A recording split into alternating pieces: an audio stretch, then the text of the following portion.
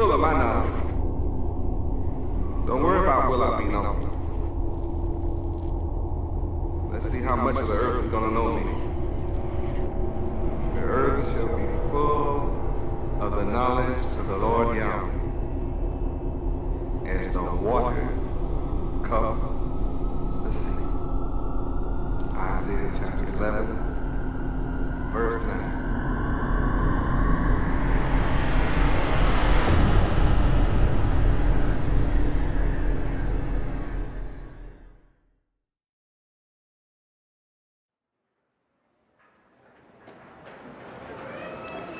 Welcome to Day of Atonement, 1990.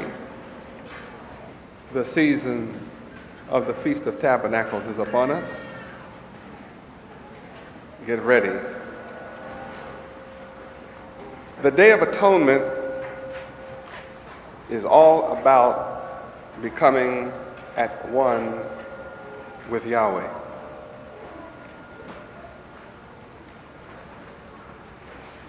The Day of Atonement is the day appointed for a yearly perfect expiation for all the sins and uncleanliness and uncleanness that has taken place during the year. The Day of Atonement is a most solemn expression of faith and worship developed by Yahweh, who is the merciful, and as a medium of beneficence and love. The Day of Atonement is a tremendous moment of renewal that permeates all Israel and unites us in a solemn joy. And of course, the Day of Atonement is not a time where we run around with a festive attitude, but a repentant mind. Although it is a repentant period, Yahweh lets us know that we are not to walk around with a face of sadness. For this is also a period of no food from sundown Saturday until sundown Sunday. 24 hours of no food in any manner. Some people, when they know the Day of Atonement is upon them, will seek to stock up, as it were. Eat in abundance. Try to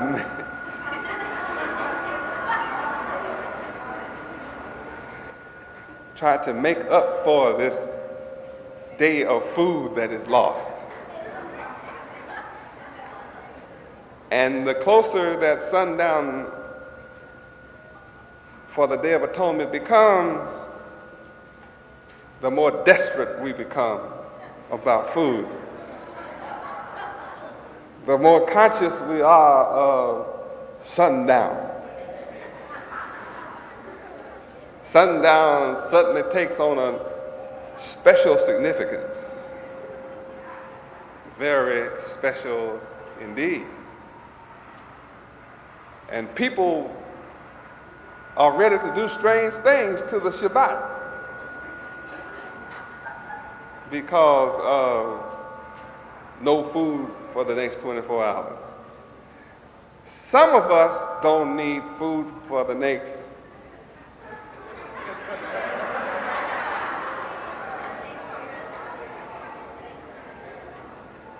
Day of Atonement. For some could be extended a while without any loss of anything but perhaps pride and the idea of starving to death in a 24-hour period. Even our children are to be without food until sundown tomorrow night. And there's one thing about going without food for 24 hours. It makes you say Yahweh.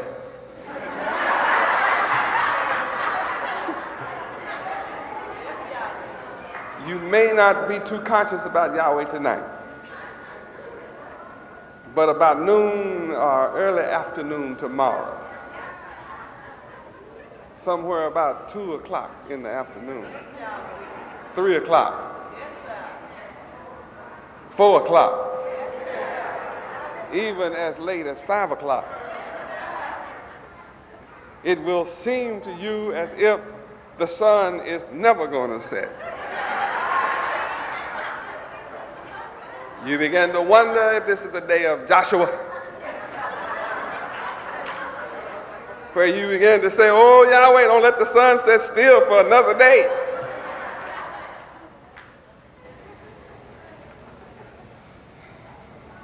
Yes, Day of Atonement will make you thankful,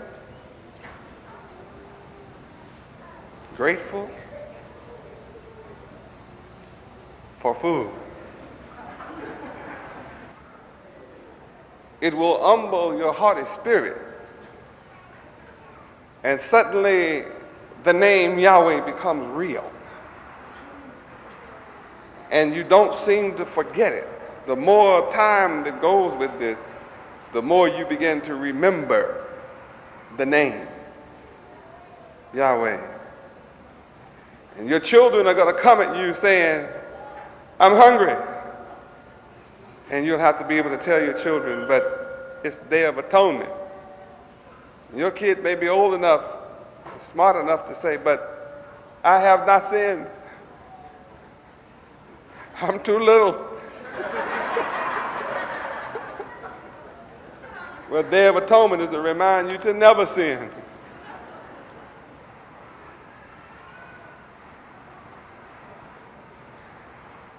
Day of Atonement as a point of unity comes about because it's a shared experience.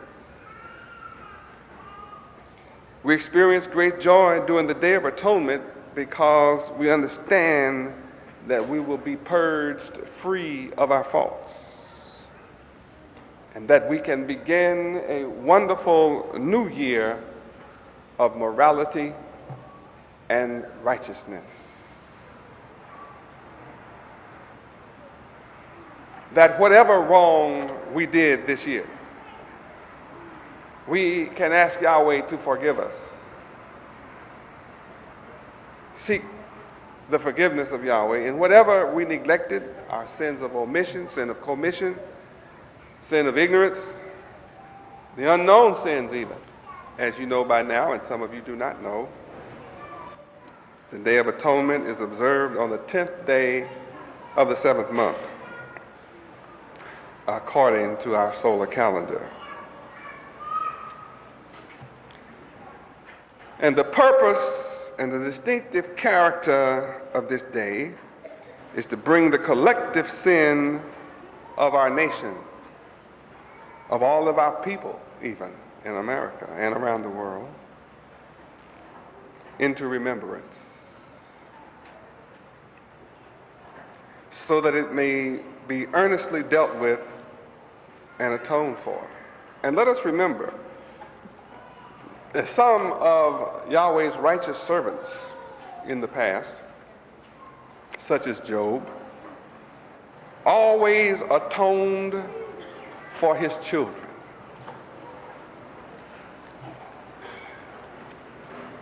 Anybody recall reading that in Job chapter 1, verse 5?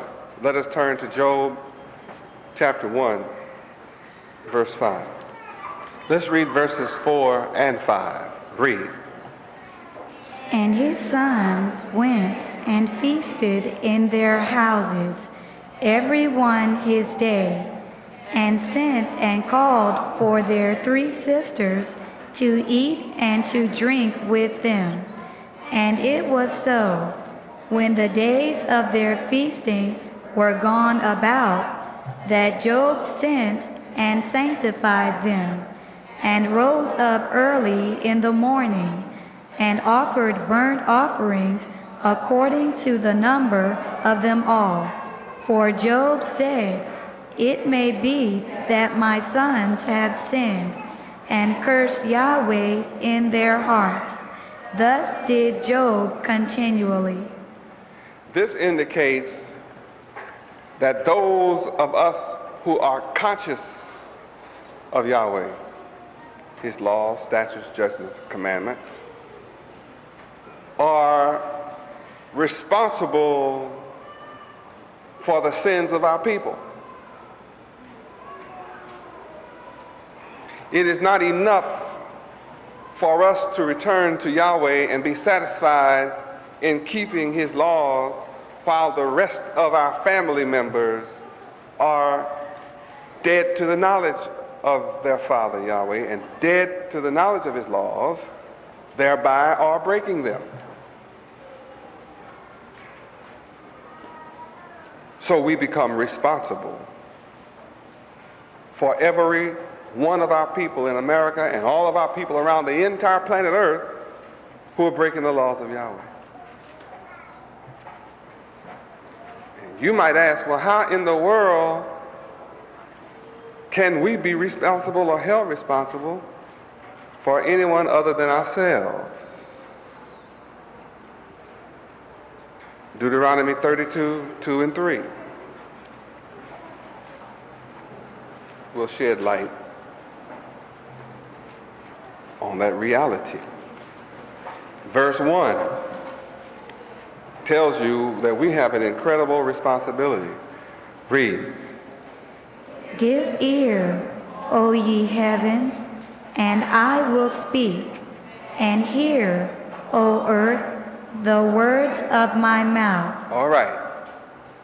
See who we're responsible to? We're responsible for all who are in heaven and all who are on earth or in earth.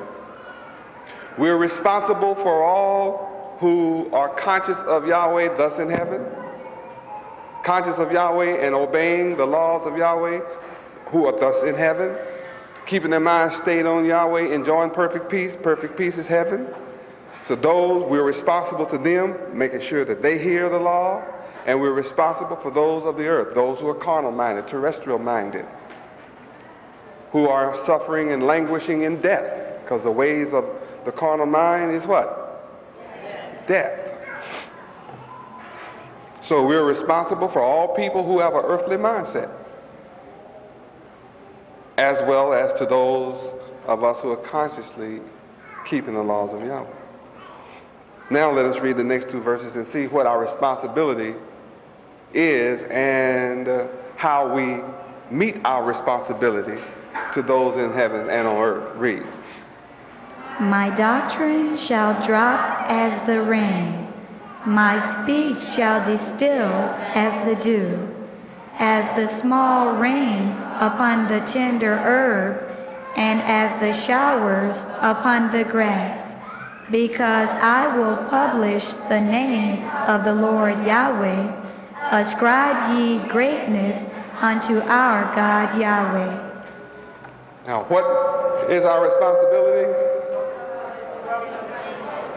Publishing the name. How many understand? Publishing what? The name. Am I publishing the name of Yahweh? Where in Dade County and Broward County and all am I publishing the name? All over? What do you see out in the public? Yahweh, the name. Yahweh and my picture. All, wherever you go, up and down in the street, you see somewhere, some corner, sometime, Yahweh. So am I keeping my duty? To publish the name? Can't keep the name inside and meet this responsibility of being responsible for all of our sons and daughters who may curse Yahweh. And there are people who have cursed Yahweh in their ignorance. There are people who have said in their ignorance, well, don't nobody like Yahweh too much.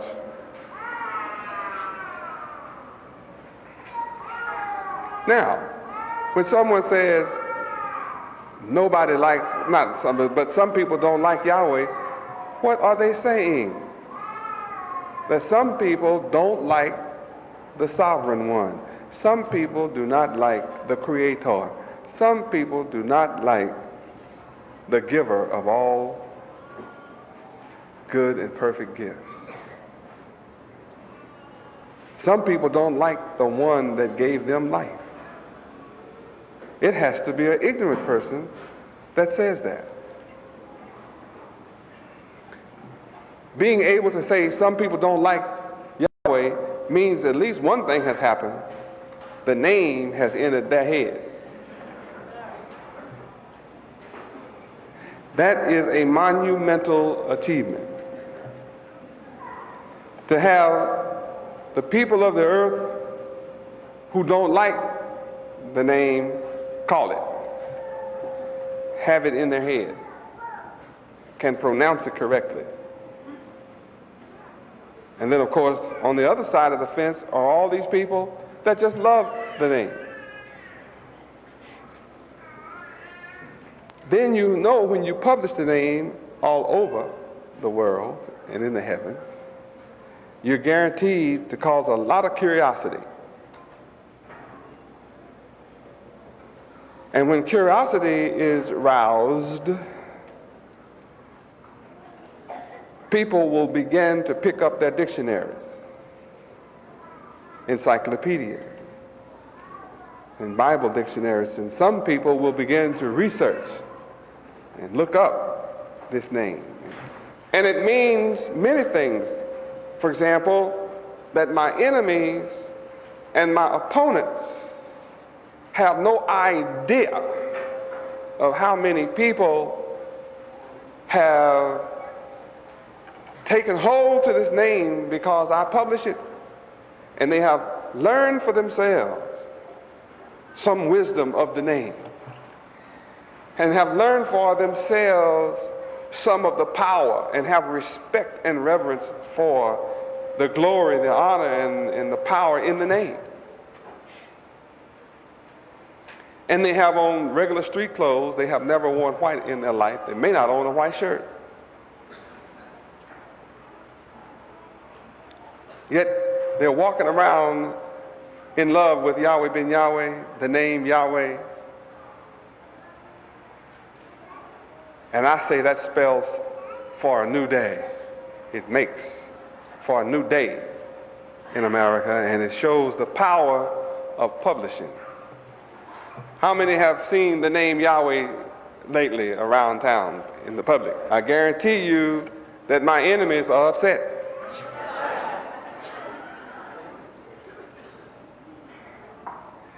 And they try to take it down. And they come back out tomorrow and it's right back up. In fact, it may be two in its place.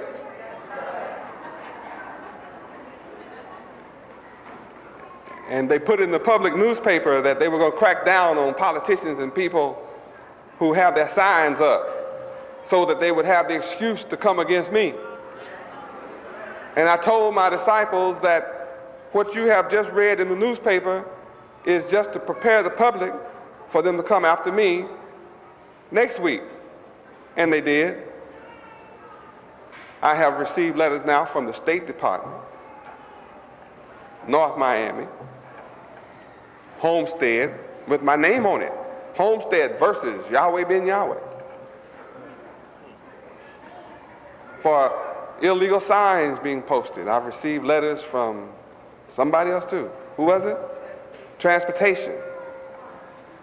And even their police officers who have on occasion stopped some of us and said it's illegal to put the signs up. We said, well, what about the politicians? They said, well, you know, they do it. So you say, well, we're going to have to take it down. I say, well, I guess you're going to take down all the politician signs too, and I guess that means you're going to take down some of these other signs that's been up on poles for now 2 or 3 years. Then they say, well, we only have three people in our department. I say, well, I guess you're going to have a hard time. That's what we said. Because we are not going for and will not sit still for selective enforcement, harassment, or persecution for something that we have proof everybody's doing. Yet, they've done it, and we'll deal with it. Glory to Yahweh. We were warned by some of our friends in high places that they were talking about it and planned to do that. And we gained some wisdom on what to do. And we will be following the wisdom of what Yahweh reveals that we should do, because we know wisdom is a defense. Money they're not going to get, but wisdom is a defense. There's a few racist white supremacists sitting in high places, and those are the only ones writing those letters to us. In other words, they are upset that you, my people, number one, suddenly the name is everywhere, forces a controversy in the land because there is no truth or mercy in the land. Hosea 4:1, here's what they're upset about. Read. Hear the word of the Lord Yahweh, ye children of Israel. For the Lord Yahweh hath a controversy with the inhabitants of the land, because there is no truth, nor mercy, nor knowledge of Yahweh in the land. By publishing the name, I'm reaching out for all of my family members to return to Yahweh, your normal, natural father, keep his laws, and if you come and listen to me, I will teach you how to move from poverty to riches. Your enemies do not want me to teach you how to move from poverty to riches. Do they know I'm able? Are they aware I know how? What's the proof? My works. So they know Yahweh ben Yahweh is not coming with a game. If I were coming with a game, I would be welcomed by everybody. But since I'm coming with the truth in the land, it means I'm coming with mercy. Where there is no truth, there is no mercy. Since I am the author of truth, I'm also the author of mercy.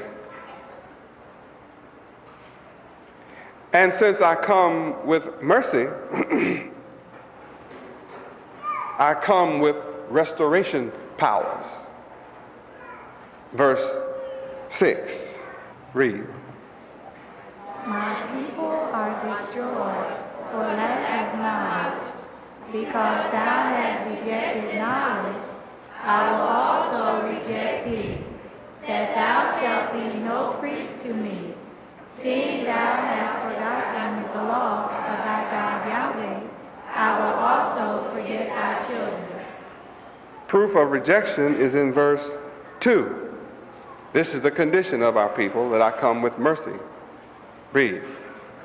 By swearing and lying, and killing, and stealing, and committing adultery, they break out, and blood toucheth blood. Verse 3, read.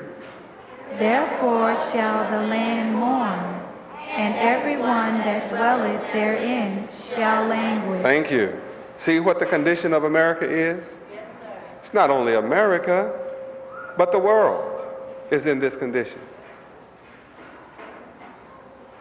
What condition? They languish. The whole world mourns. Well, that was promised. At my coming, that was promised. That the whole world would mourn. Matthew 24:30. At my coming, the world is in terrible condition. Blood, they breaking out with lying, profanity, swearing, cursing, blood touching blood, killing each other, drawing blood of one another. Read. And then shall appear the sign of the Son of Man in heaven. And then shall all the tribes of the earth mourn. And they shall see the Son of Man coming in the clouds of heaven with power and great glory. That's going to take place October 7th.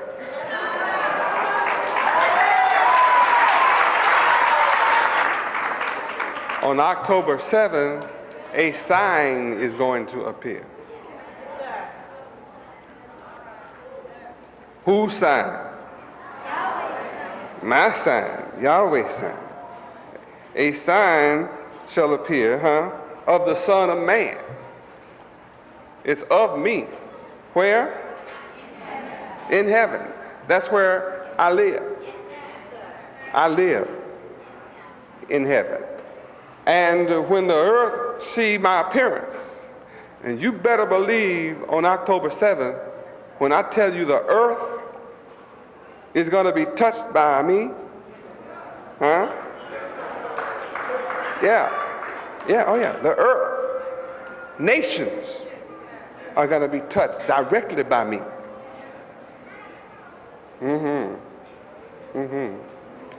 And then what's going to happen? Immediately, the whole what? The tribes of the earth shall rejoice. Why would the tribes of the earth mourn? At the appearance of my sign.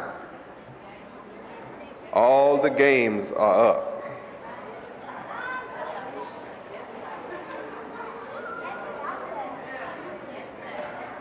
I'm going to do that. I'm the only one who has it in the mind to do that. No one has the idea to do what I'm about to do. No one, if they thought about it, knows how to go about doing what I'm going to do. And I'm going to do it in a perfect manner. And I'm going to do it in a sign of completion. And a baby is born in 9 months. And I'm going to speak in respect to the completion. And the number 9 will be prominent in what I have to say. And the earth will be touched. Whew, I'm trying to tell you. I don't wonder about this. Tonight you are hearing prophecy. Yes. I'm so determined to bring this off that as of this moment,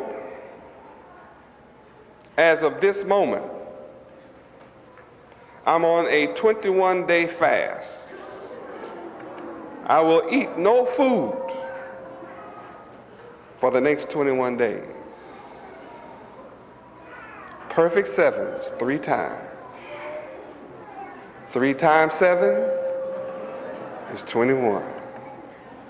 And all of you that moan over the lack of food for the next 24 hours, and who are going to rejoice at sundown tomorrow, you remember that I have 21 days to go. I'm really going to do 21 full, complete days, and I will not eat until after the event, until I speak October 7th, which is on another perfect day, 7. And you might think it's an accident, but it's on purpose. Yes, I may lose an awful lot of weight, but it will all be for you and the elect. It won't be easy, and I may need some of your help to get to the stage, but I'll be there. I plan to drink fruit juice and nothing else. And this is one of the most serious periods of my life. And I have an awful lot to think about. I have an awful lot to consider.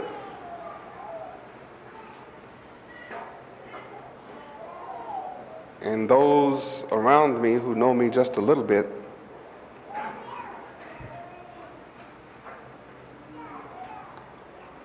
have to be somewhat frightened, to say the least disturbed.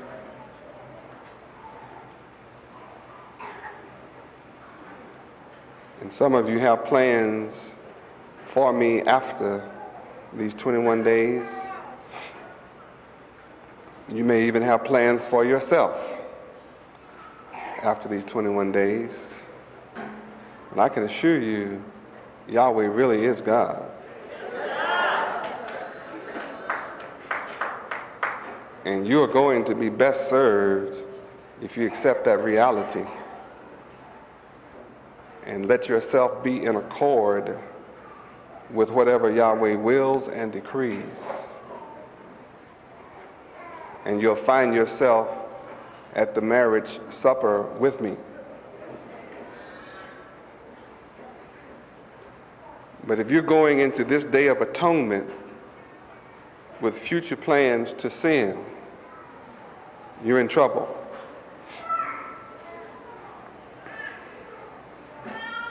All of you hear me?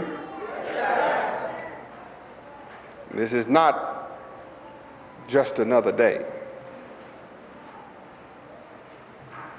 You can see the armies that I'm gathering together in the valley of Jehoshaphat, as I have taught you over the years.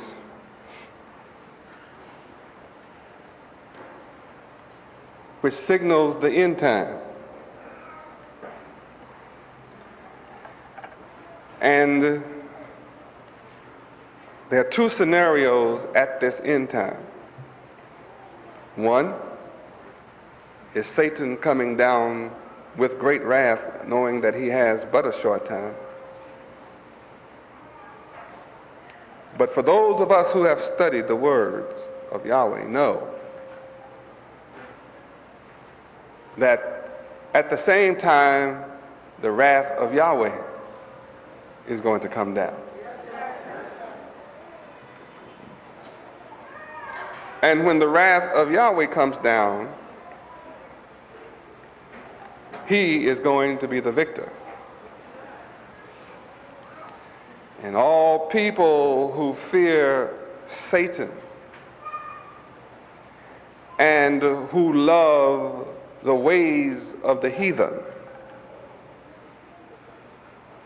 are going to be cast out,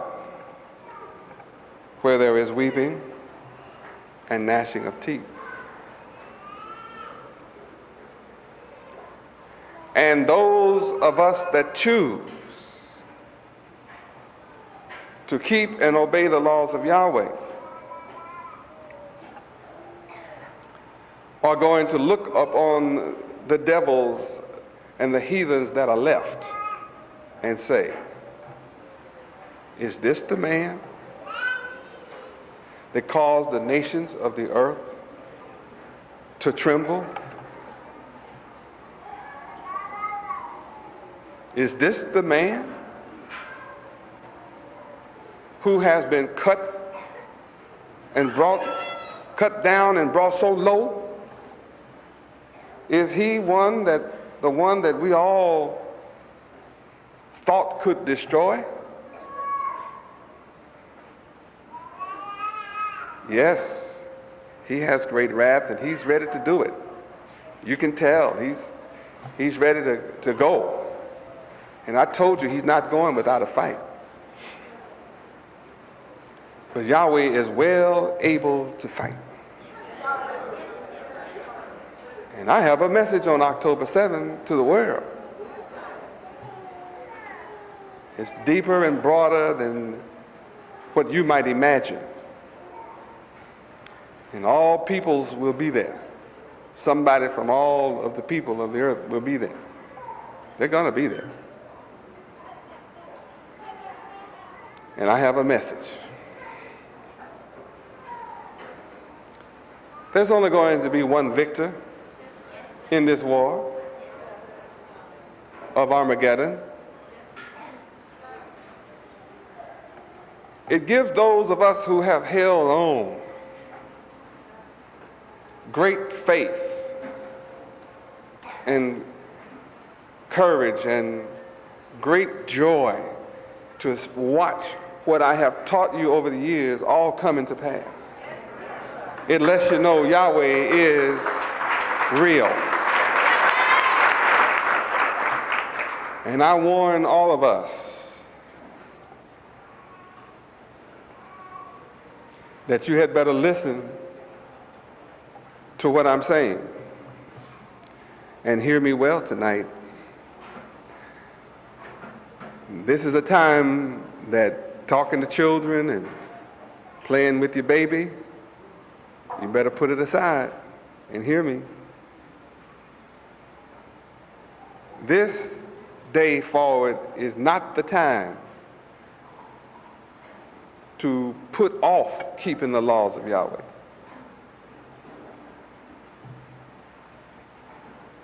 This is not the time to say, I'll keep the laws of Yahweh next year.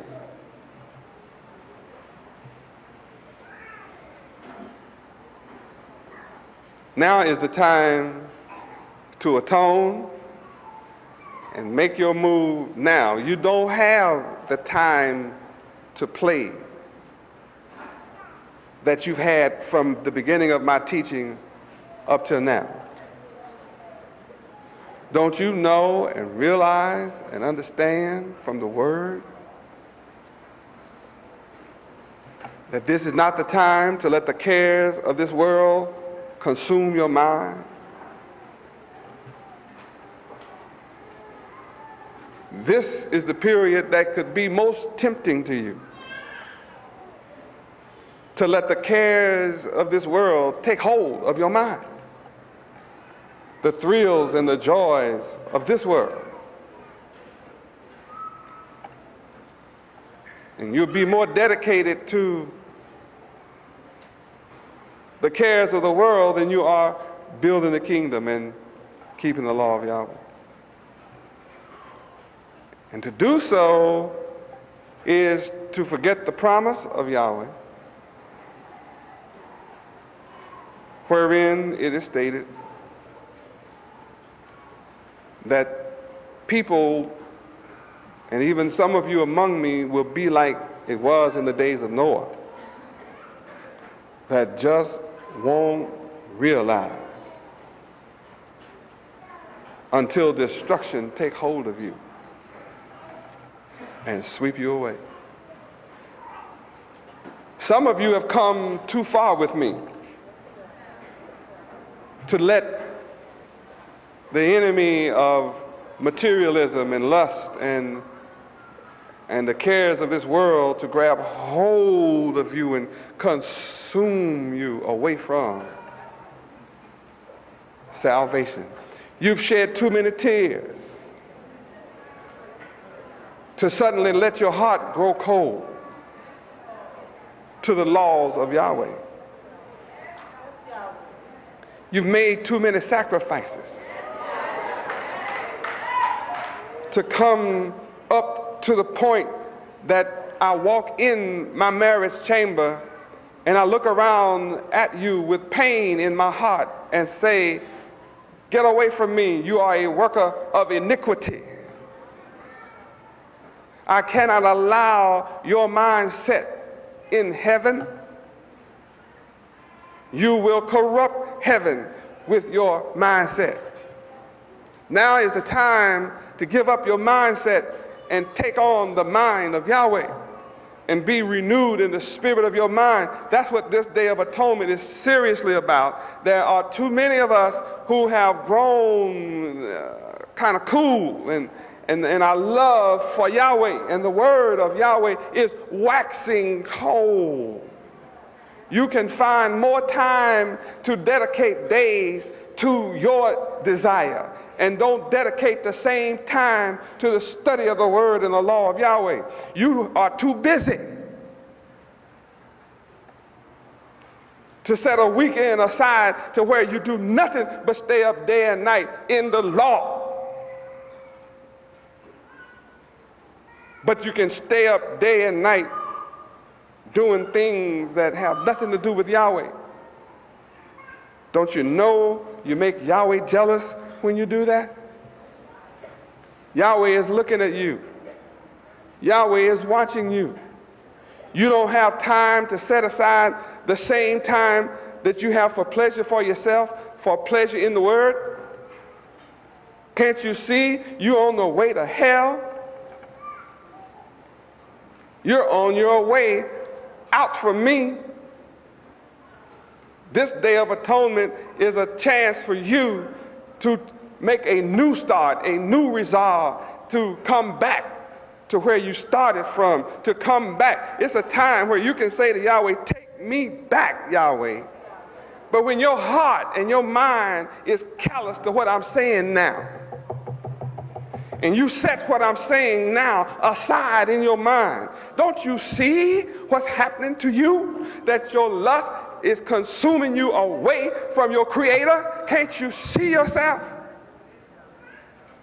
My love for you says, wake up.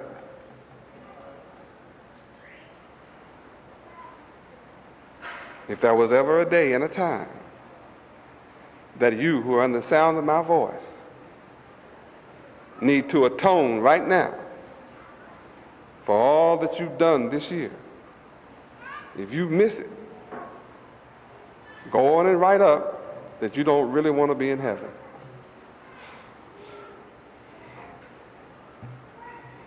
Write it up now. When I let you know tonight that I'm going on a 21-day fast, several spirits manifested themselves here.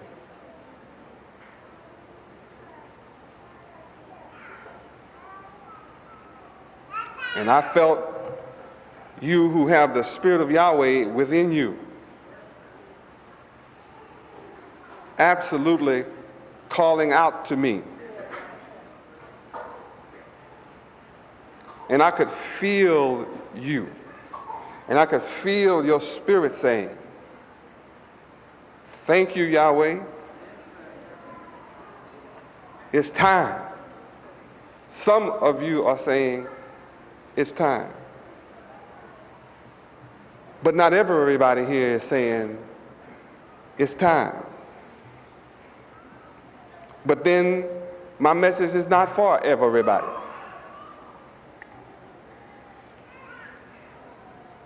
It's only for you that want the straight and the narrow way. That's who it's for.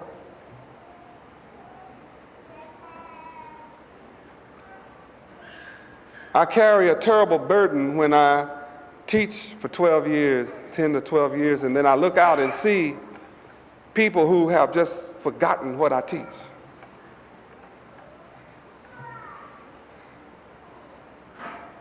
I shared today some wisdom with 4 or 5 people who went into shock at the things that I have taught over the last 10, 12 years, and I let them see books and and things that I taught as much as 6 and 8 hours a day on Shabbat.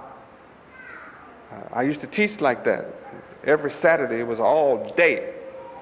Take a break and have a little lunch, and then we'd come back and just study the law. Nothing but the law, just the word all day. And it was people, you had to love the word to do that. You had to love the word to keep coming and sit down all day long and just have your Bible open, and I just take you from word to word and scripture to scripture and educate you and open your eyes. You had to be in love with the word to come week after week and month after month. And I know it paid off because I'm looking out at your faces now. There are many of you that are still sitting here now, that when the words of Yahweh were found, joy and rejoicing entered your heart. Praise Yahweh.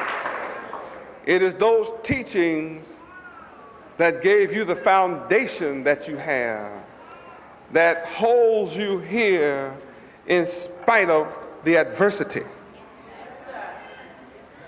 It is your sitting day after day and night after night and reading and coming into new understandings of the word that's holding you here now, that have caused you to say over the years, I come what may.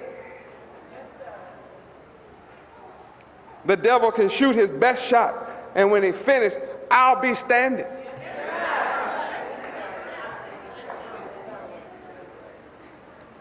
Some of you remember, some of you have forgotten, and you remember now that I'm bringing it to your attention. Some of you remember how you used to just take your Bible out and take it out and just underline and study and underline, and different ones of you would get together and you study and underline, and you go to your houses together and open up the Bible and just study together on your own. You just did that. Same book. I said same book.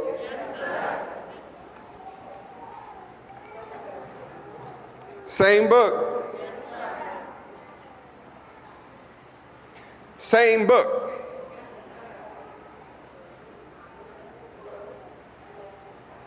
Same book. Why don't you pick it up? Why have you made an excuse to set it down? Why do you work so hard for me that you're too busy to read about me?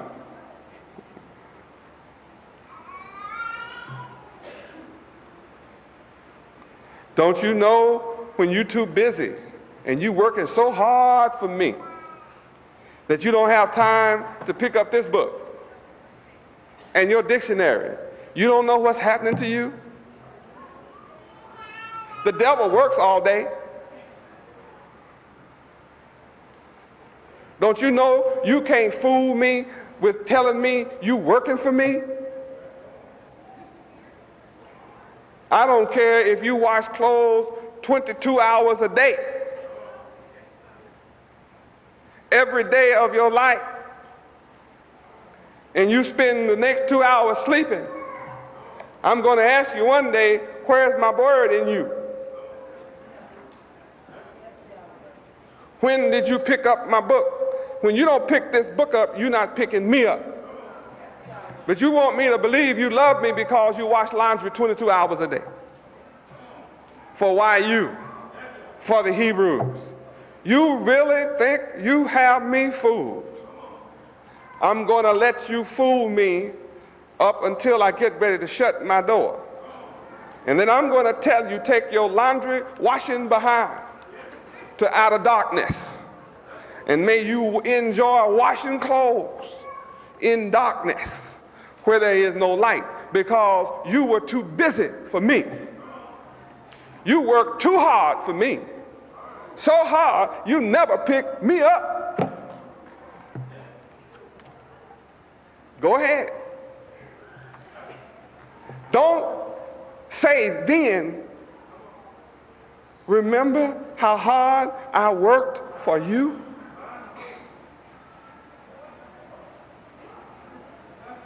I pulled guard duty for you, Yahweh ben Yahweh, 22 hours a day. I only slept 2. You think I'm going to say, well done, my good and hard God-pulling servant?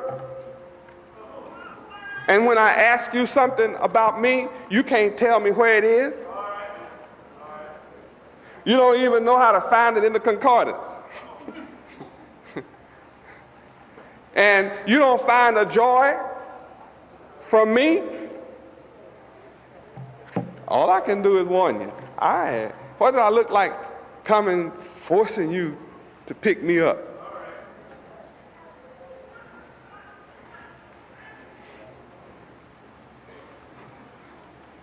This that I'm speaking tonight is good. It's good. It's not bad. The principle of what I speak transfers to all of your lives. I'm open. I'm straightforward. I'm being honest. You can clean my house and where I live 22 hours a day. And there's no dirt in it. And everything I have is clean and crisp, and my bed is clean and it's crisp. All my dishes are clean and it's crisp, and every little physical thing that I need is there, and you've done it all, but you don't know me. And if I bring up the word to you, you tell me you don't have time for that because you're too busy cleaning my house. I want it clean for you. I'd rather clean it myself and see you into my word than to see you do nothing but clean it and don't ever be into my word. Because if you're into my word, you're into me, and you'll be saved when you practice what you learn from me. But being into my bed, being into my house, being into my dishes, being into my closet is not going to save one of you.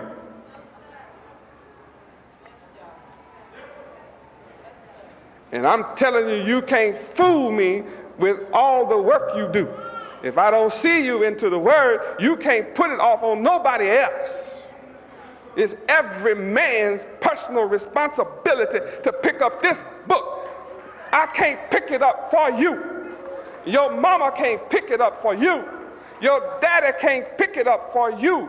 Job can pray for you because you may have cursed God in your heart. Job may pay for you as his child because you strayed. Job may atone for you. But I read with all of the atoning that Job did for all of his sons. Satan killed every one of them. Satan got every last one of them. Job was saved because he atoned. Job was saved because he was perfect. His sons were not perfect because he prayed for them. Just because I pray for you, I pet you, I help you, I bless you, that's not going to save you unless you perfect your own life. I'm telling you. I can see Job praying for his sons. And I can see Job's sons watching him pray for them. And I can hear Job's sons saying, my father Job is a perfect man. My father Job hates evil. So I'm going to feel safe in his prayer for me. I'm going to feel safe and secure in Job's atonement for me.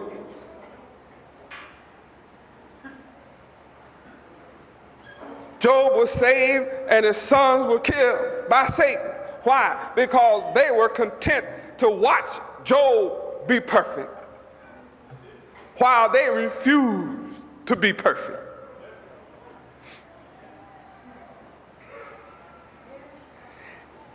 I refuse to demand any one of you here to be perfect.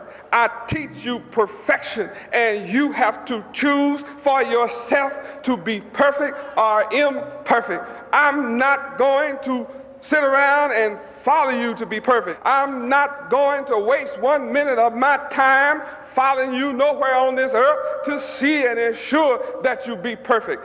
You will not be a part of my kingdom if I have to do that. I'm not looking for a society like the Islamic society where you have the women who have to wear long black garments and the world can't see nothing but their eyes, and the men don't allow them to speak to no man outside of the home, and where if the woman is caught in adultery, the man can kill her and not have any penalty and no trial.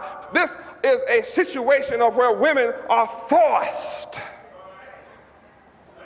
to have the form of righteousness, but it's not in their heart. I'm not looking for a society where I have to force women to be right. I'm looking for the woman that wants to be right because she loves Yahweh and his law and it's right to be right. I am fully conscious that if I build a society where I have to have men guard the women for them to be right, I know they will corrupt the gods. They'll use their tool on the gods. Next thing I know, she's in charge of the gods.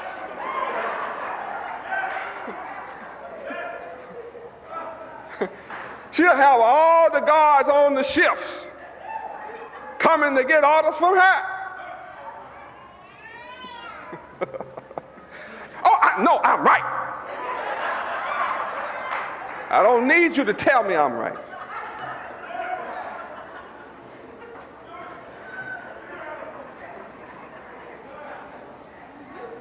It's dangerous to try to build a kingdom with Eve. You aren't going to get very far with women who have an Eve mentality. This is not a female thing that I'm talking about. I know some of you all want to get off into the female bag. Oh, I'm not coming from that angle. What I'm talking about is a mindset thing. I'm not going to build a nation of women where I have to chaperone you.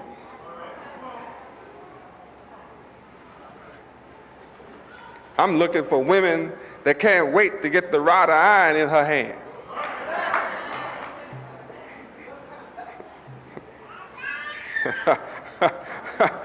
Yes, that's who I'm looking for. You better hear me. I'm talking atonement tonight. I had one set of things to go here, but I'm off on a roll. I'm trying to tell you this is real. Some of you get all excited when I start talking about Eve, and so you want to get off into the female thing. I know, I see you. You're all ready to talk about Eve now. Eve. No. This is not physical. Eve had a mindset that received Lucifer's philosophy. And she not only received it, but practiced it. And we have 6,000 years of proof of how awful it is. The nations of the earth are being gathered in the valley of Jehoshaphat because Eve listened to Lucifer. So if you have a weak mind, just understand that you're not strong enough to lay a foundation in heaven.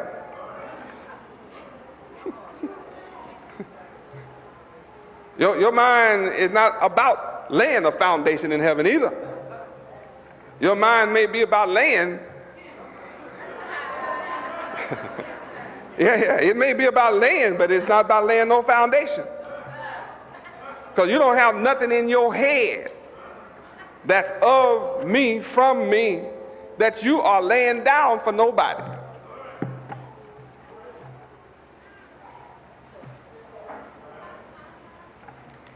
And tonight, I just want every one of you to know you're not fooling me. And it can be stressful when you take a good look at yourself. It can be frightening when you take a good look at yourself and you discover, I really see you. And you really don't want me to see you. And when you want to hide, I'll let you hide. That's my nature, because I'm your mirror. You understand? I'm all things to all people, and I remain Yahweh. I remain Yahweh. You think I'm of you. And you think you can direct me. You think you can influence my thought. Yes, you do.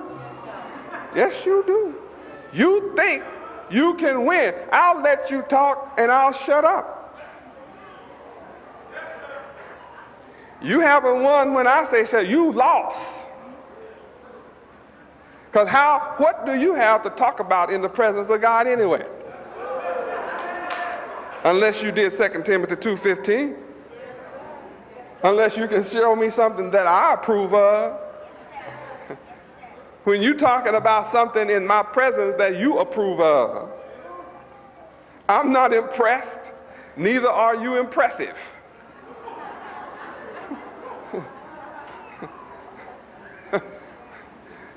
But I'll let you think you're impressive because you seek to impress me.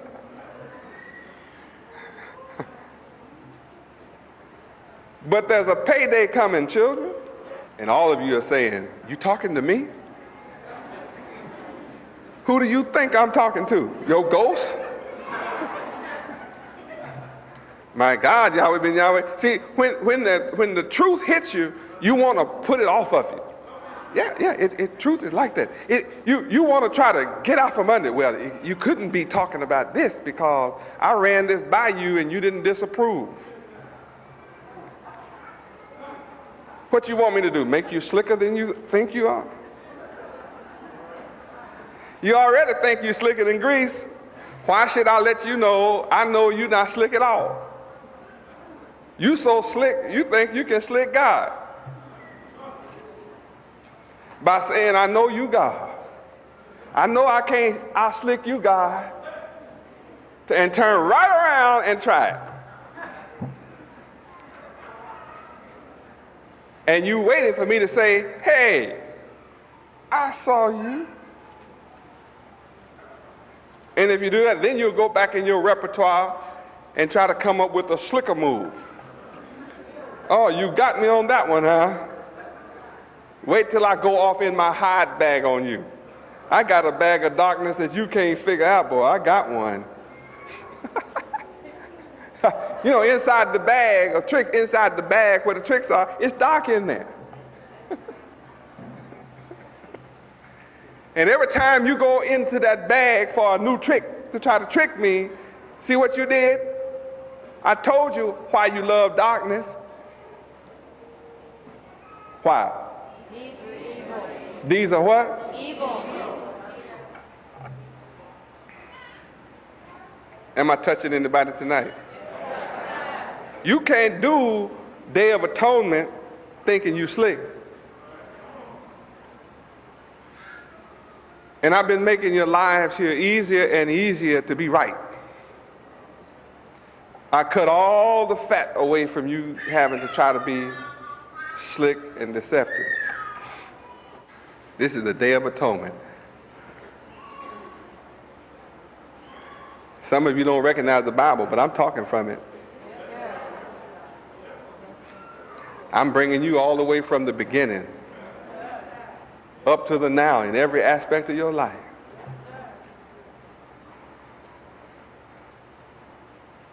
You can't lay me down and be safe. You got to love this book. You got to love what's in here. Some people don't have time to read this book. They work so hard for me, but I watch them looking at TV. Then started about, I watch you work all day here. I watch you work. You working for me. I'm working for Yahweh ben Yahweh. I put in 18 hours today for Yahweh today. Go home and watch TV. Didn't read no Bible all day.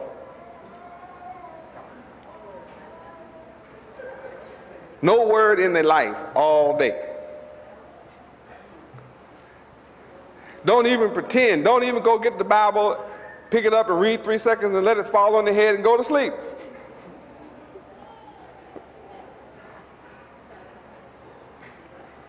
and you really think you fooling me. You fooling yourself when you don't pick up this book. Some of you hear the news and can't interpret it. And it's right in Yahweh Judges America.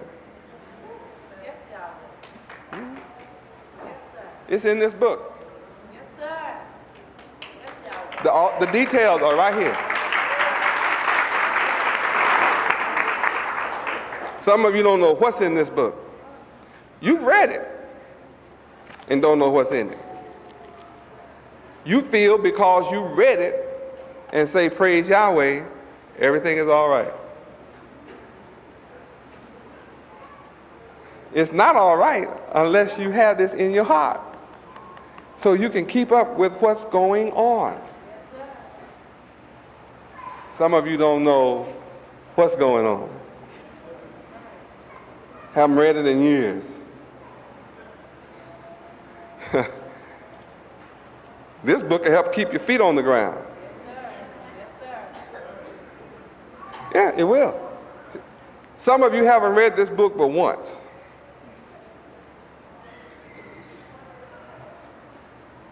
Because you say, I read it. But you know what'll make you, you know what'll cause you to start walking off and the word doesn't excite you anymore? It's because you haven't read this in a while.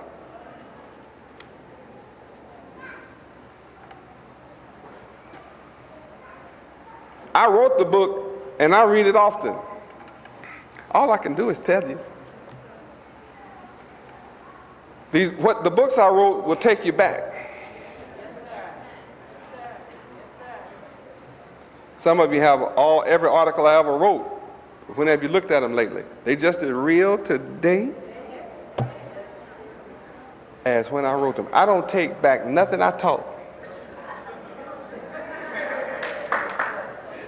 I'm just refined in what I do. How can I take back what I have taught?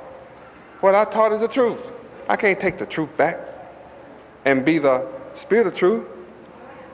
As the spirit of truth, I have to continue in the truth. Anybody getting the idea that this is a solemn occasion?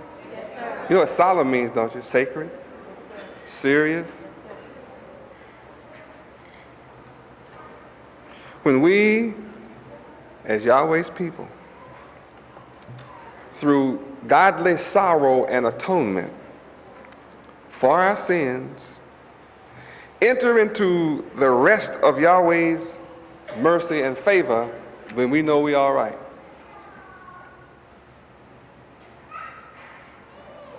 We must have godly sorrow, not just sorrow. In receiving Yahweh's forgiveness, we can rejoice and carry out his commandments as prescribed in our Holy Bible. I said I was going to come out here tonight and just let you know I'm on a 21-day fast starting tonight, and that would be it. And I'm finding myself out here because I can't help myself.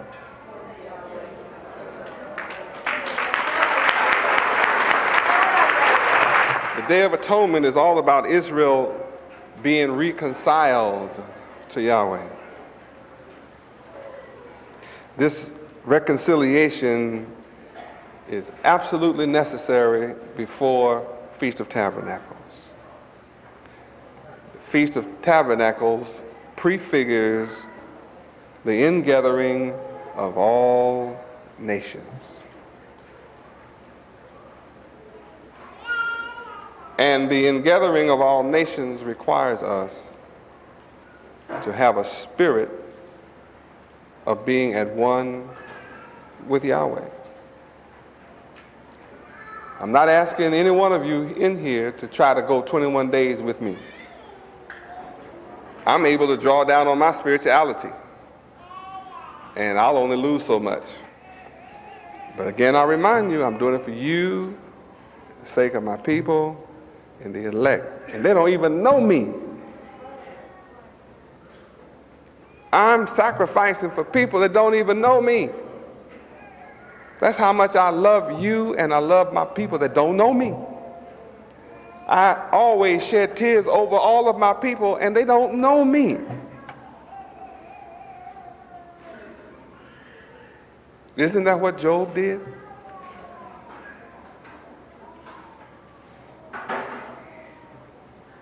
Satan, I'm afraid Satan is going to get them. Take them on away. Unless they hear my message. They don't have any excuse about they don't know what I look like.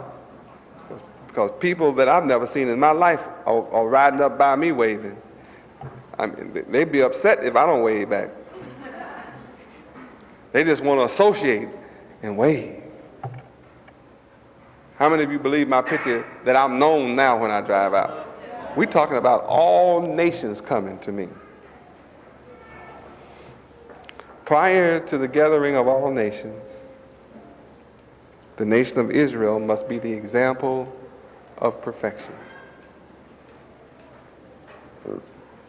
The nation of Israel are those who become the examples of perfection. The nation of Israel are not necessarily those who sit in this building with white armor. It's you who choose to be an example in your lives by the life you live. How do you look dressed in white, walking out reflecting darkness?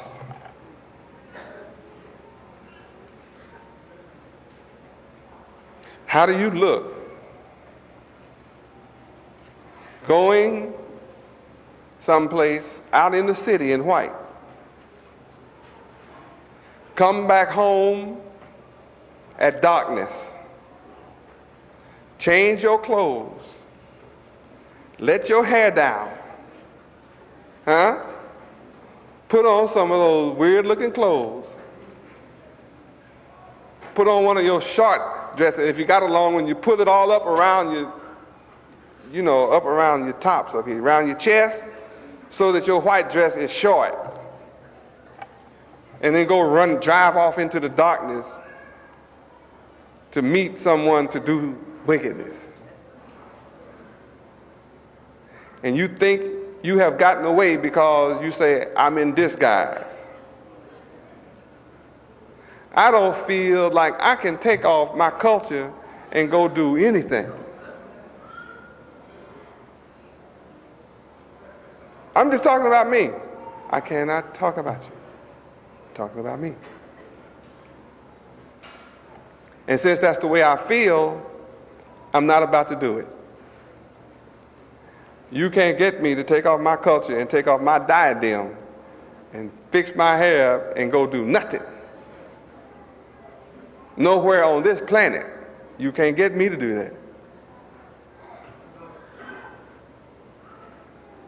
And you have to feel real strange doing it. Then some people don't feel strange. They feel natural, almost like they free.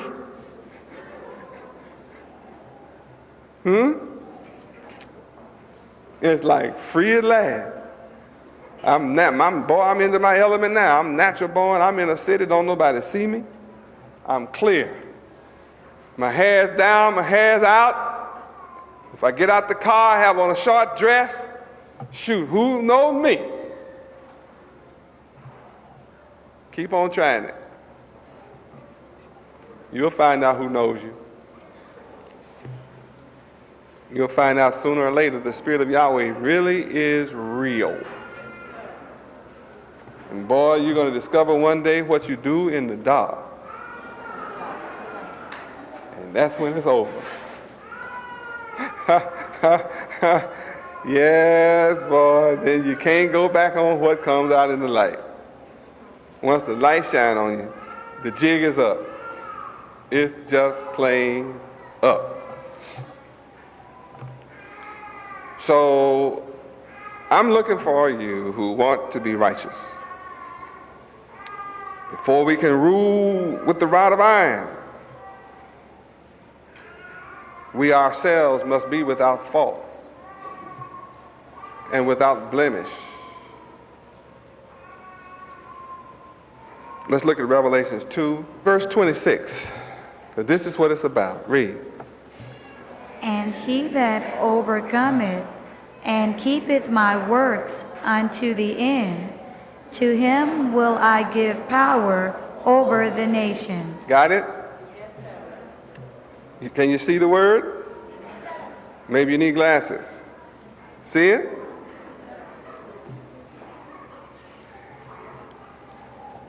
It means you are under the rule of Satan now.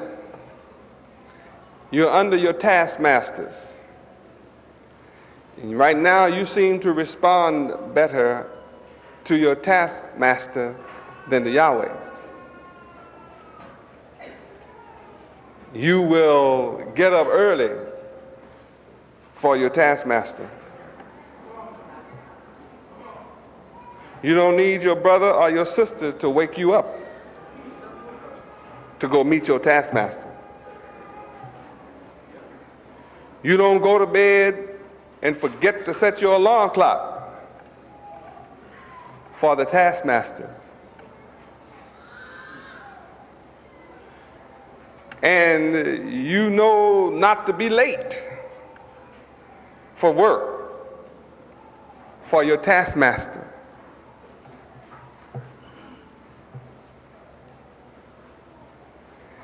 And you know to give the taskmaster the hours he wants. And the taskmaster has already set all of his little rules down about how you can play with time in working for him. And you've learned those little games well. How much sick leave you can take. How you can match that sick leave to your week and a weekend and get a long weekend. And you know how to play with vacation time. How to match that to get a long weekend. Oh, you skilled at it. And you know just when to back up off of whatever will make the taskmaster upset. Work hard for the taskmaster. Huh? And it doesn't matter how hard the taskmaster is on you. You relish it. You may complain, but you'll be back in the morning early to give him another hard day's work. Won't you? You'll be back.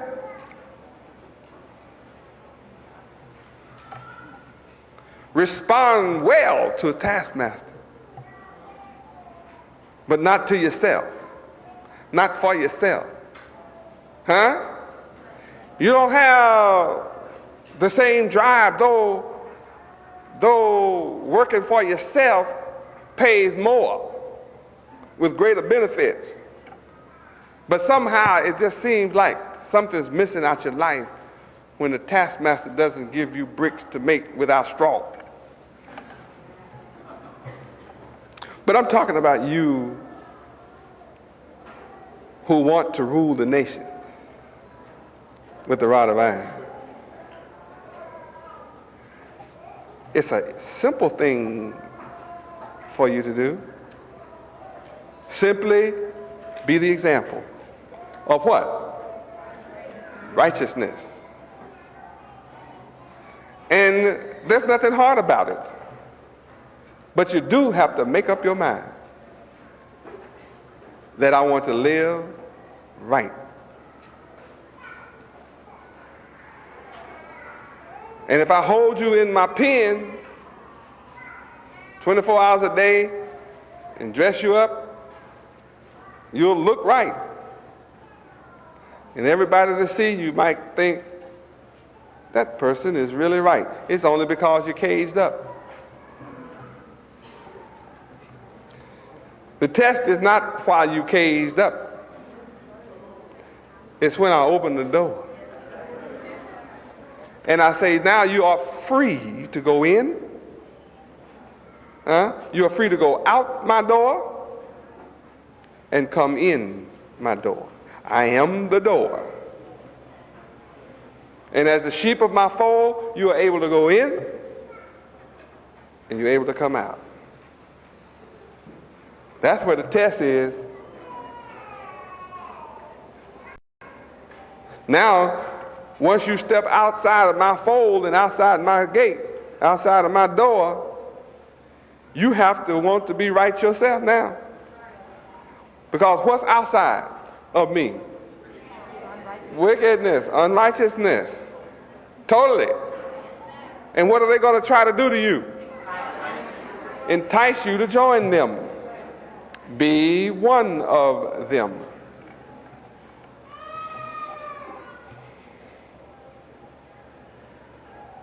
And you that belong with me will come back in my fold. And that's where you'll rest. I'm not going to send the dog out after you. You know the shepherd dog? The sheep dog? No. No. I'm not going to create a sheepdog for you. You have to be righteous on your own accord. And whatever you see that's wicked, you say no. You'll say no to wickedness. That's why we can be in the world and not of the world. It's not hard. It's not hard. You only have to make up your mind. Because you don't have to walk out of here to be wicked.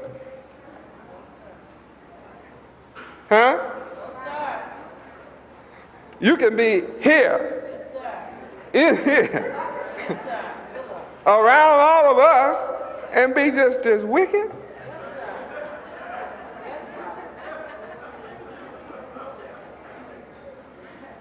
Wear white every day.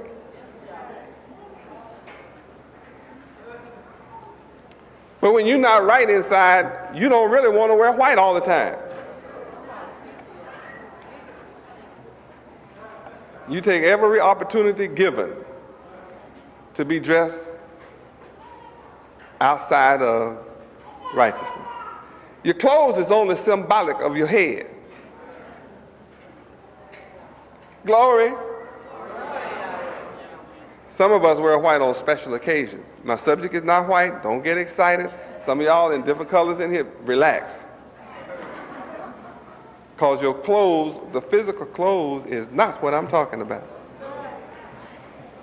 I keep trying to tell you, grow up. This is a mind thing I'm talking about. I keep telling you that people have on long white robes. Not right. Doing wrong every day. I keep trying to tell you, aren't you hearing me? So what does that mean? It means I also have people coming to me in three-piece suits that live a more righteous life than you that wear white. They're going to go on into heaven with me, and then they're going to put on white. Don't worry, one day they will. But I'm not looking for people to change their physical clothes. I'm looking for people who want to put on the clothes of righteousness, the garments of righteousness. That's your protection. I teach you to be without fault or blemish. Where is that? Ephesians chapter 5, verse 26. That he might sanctify and cleanse it with the washing of water by the word. See, this is not about you getting in the bathtub or taking a shower or getting in a jacuzzi. That's not the kind of washing that this is about. This is about washing with the word. I'm washing you with the word tonight. All the perfume in the world is not going to help you.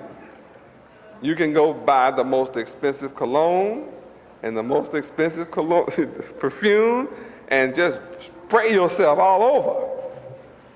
And everybody around you will be saying, oh, you smell so good. We were trying to find it. Where'd you get that? And you're going straight to hell. Unless you accept the washing of the word. I'm sanctifying you with the word. I'm cleansing you with the word. I'm washing you with the water of the word. Why? In verse 27, read. Why? That he might present it to himself, a glorious nation, not having spot or wrinkle or any such thing, but that it should be holy and without blemish. In the place of church, you know that's nation. That's what I'm building. To present to someone else? To present to myself. I mean, that's a hard thing to conceive. I come to a people who are dirty without the word, who are unclean without the word, who are unsanctified without the word, who do not qualify to present yourselves to me. You might like me a lot, but you don't qualify to present yourselves to me. You might love me a lot, but you do not qualify yourselves to come to me. So, I've come, born from you, cleaning you up, sanctifying you, washing you, removing all spots on you, taking away all the blemishes in you, to present you to myself.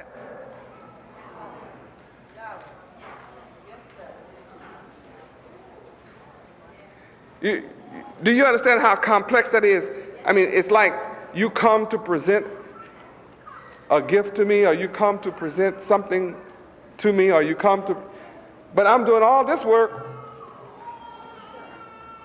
to present you to myself.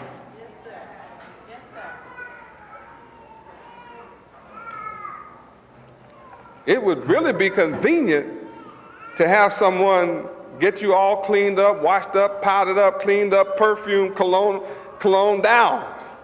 And then say, here, Yahweh ben Yahweh, I present the gift of the nation of Judah redeemed. What a gift. I don't have such luxury. I come to a hard-headed group of folk, stiff-necked bunch of people. Head hard as a flintstone. Don't like nothing clean. Don't want their blemish removed. Love to be spotted up. Love to be dirty. Think dirty thoughts all the time. What? Think dirty continually. Their dreams and daydreaming is dirty. The visions they have are dirty. Dirty visions. If you have the power to do what you want to do, what would you do? It will all be dirty. I come to a people like this. Look at my job. I draw up the wash water. And they say, I don't want to get in there. It's too clean. Too hot for me. I cool it down. They say it's too cool. I make it medium. They say it's too medium. No matter how I fix the water, it's too soapy. You got too much detergent in there. You don't have enough chemical elements in this stuff. I've been dirty all my life. Don't be trying to wash me up. I come to a folk like that. and I reach out and grab you and you're squirming and pulling and fighting, don't put you in the water, you jump out, don't won't wash yourself at all. Jump out and run all over the house, water everywhere. Roll all in the dirt, roll all on the floor till you get dirty again. I don't like no clean stuff.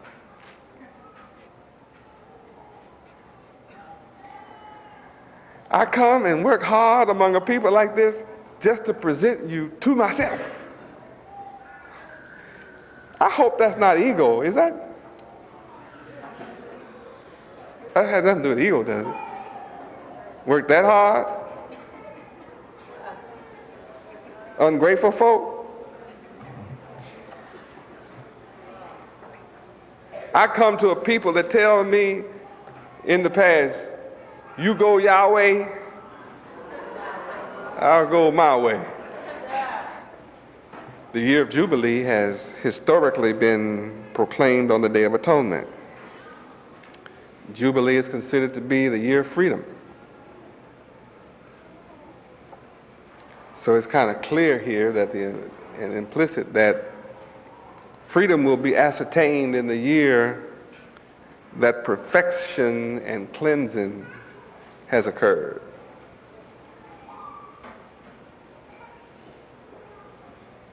That's what I heard coming from your soul tonight. Your El was talking to me tonight when I said, I'm going on a 21-day fast, starting now, tonight. And I saw your souls rejoicing, saying, thank you, Yahweh. Thank you for sacrificing. Thank you for coming to get us to present us to yourself. Some of you are ready for the good life. Some of you are tired of hell. Some of you are tired of wickedness. Some of you are tired of having to lock yourself up in jail every night. You know, they call it bars and locks.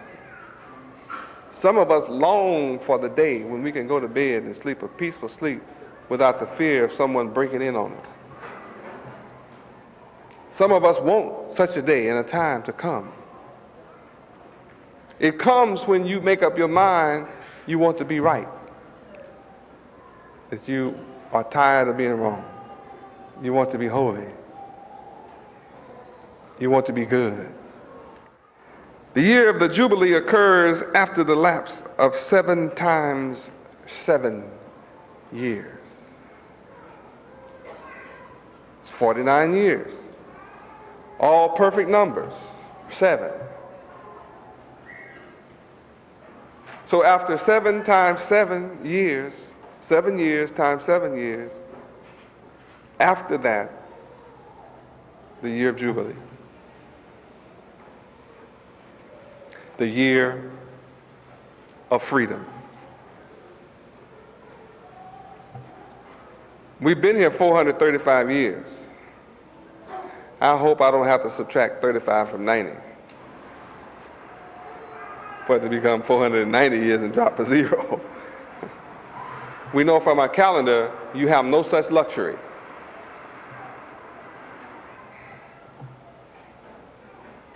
However, this lapse confirms that perfection and reconciliation to Yahweh are interrelated and intended.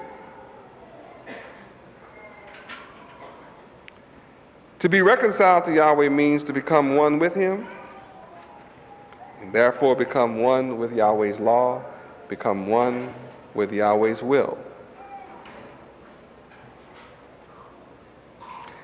Yahweh's will is that we be perfect, holy, righteous, sanctified. Where do we find that? Matthew 5:48. Read Matthew chapter 5, verse 48. Read. Be ye therefore perfect, even as your Father which is in heaven is perfect. Clear? That's not something we just read and let pass now. We have to get serious about this, being perfect. Sometimes we want to get caught up in our little personal desires and let perfection slip.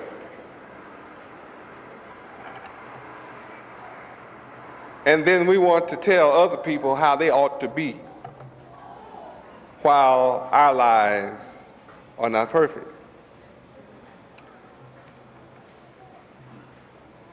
How can you tell someone else to be perfect and you don't want to be? Our observance of the Day of Atonement means that we believe in the laws of Yahweh. We believe that the cleansing of our sins is important. We believe that the forgiveness from Yahweh is what saves our lives. Having Yahweh to forgive us is important, and we believe that. We believe that the Day of Atonement is one of our foundation principles.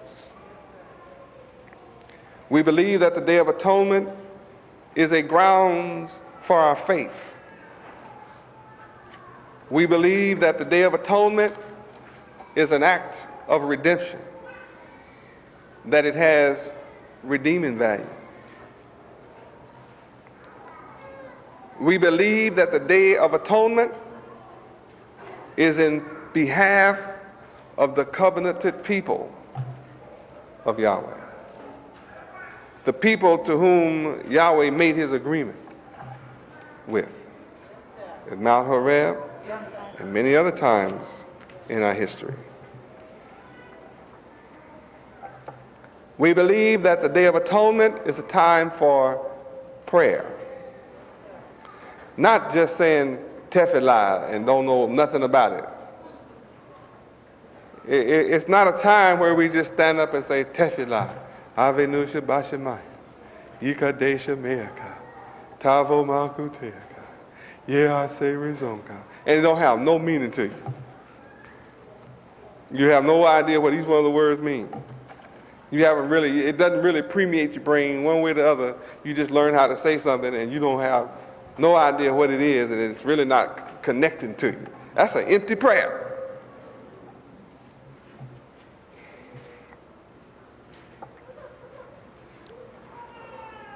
But we believe Day of Atonement is an occasion for a solemn devotional prayer. We believe that Day of Atonement is a day of forgiveness, or a day to be thankful, a day of praise. We believe that Day of Atonement is an opportunity to be cleansed, to be washed in the water of the Word, to come out without spot or blemish. We believe that Day of Atonement is a time for us to pray for all of our people who are ignorant of Yahweh and his laws. Day of Atonement is a time to do as Job did. Pray for our relatives, atone for our relatives and our friends and those that walk in darkness, though they have no desire one way or the other that you atone for them. And if you probably told them, they might tell you, don't bother. Yet it is our responsibility. We believe that Day of Atonement helps us to realize the power of publishing the name Yahweh like the rain falling from the heavens and like the dew distilling upon the tender leaves of the tender grass. We actually believe that the publishing of the name of Yahweh is a mercy to the land. We believe that publishing the name of Yahweh, the Day of Atonement, and in publishing the name of Yahweh and the Day of Atonement is is a reality that makes for the event of Feast of Tabernacles. We believe that Day of Atonement is a time for holiness and for becoming perfect, and that the Day of Atonement is a time for us to love the idea of becoming righteous and moral. We believe that Day of Atonement is designed to help us give up all immoral acts, immoral thoughts. Immoral acts follow immoral thoughts. We believe that the Day of Atonement is a time to eliminate corrupt mentalities. We believe that Day of Atonement is a time wherein we can be renewed in the spirit of our mind. Day of Atonement is a time where we can cast off the corruptible mind and take on the incorruptible mind. Cast off the old mind, take on a new mind. Day of Atonement means that I give up last year's mind and take on a new mind to go with the new year. Day of Atonement, we believe, Day of Atonement means I'm going to live a brand new life. We believe that Day of Atonement is decision time, decision-making time. Let's look at 1 Corinthians 15. Let's look at verse 45. Read. And so it is written, the first man, Adam, was made a living soul. The last Adam was made a quickening spirit. In verse 44, read. It is sown a natural body. It is raised a spiritual body. There is a natural body, and there is a spiritual body. Verse 42, read. So also is the resurrection of the dead. It is sown in corruption. It is raised in incorruption. Are you hearing? Day of Atonement deals with the resurrection. Of who? The dead.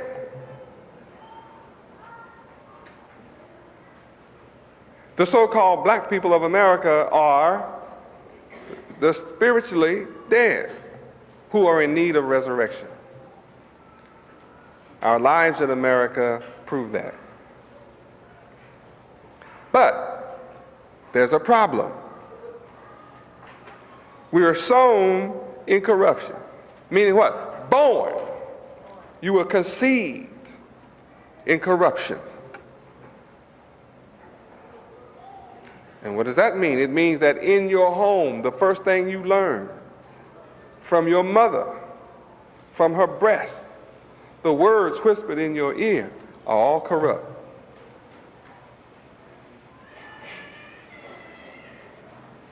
All those around you that picked you up and hugged you and said, goo, goo, goo. Chichi, chichi, chichi, chichi. Wasn't that stupid? It was also corrupt.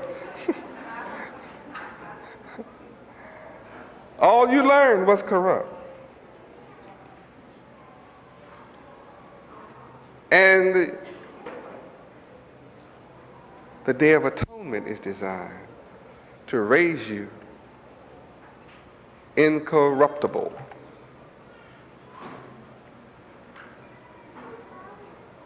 And we believe that. The purpose of the Day of Atonement is to resurrect us from corruption to incorruption. That we cross over from corruption over into incorruption. That's what being a Hebrew is. In verse 23, you find out you were really conceived in dishonor. But Day of Atonement will raise you to glory. What's my proof?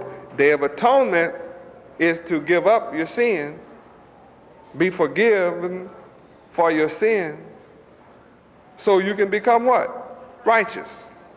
Now let's look at what righteousness does for a nation. Proverbs 14:34. Keep your hand on Corinthians. Coming right back. I'm not finished. Now we turn to what? Proverbs 14:34. Proverbs 14:34. Read what righteousness does.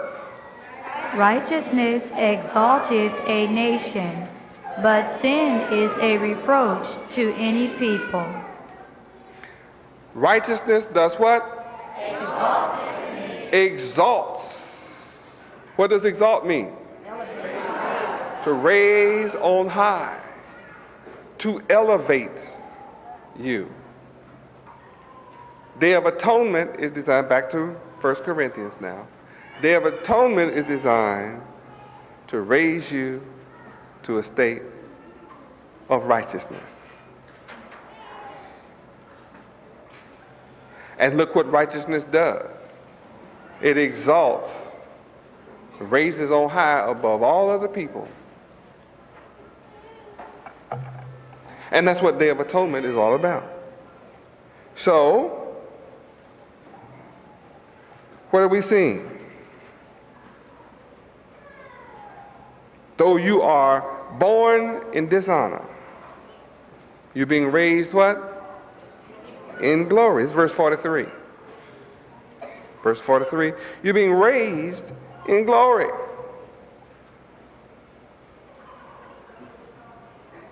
That means everybody is going to look up to you,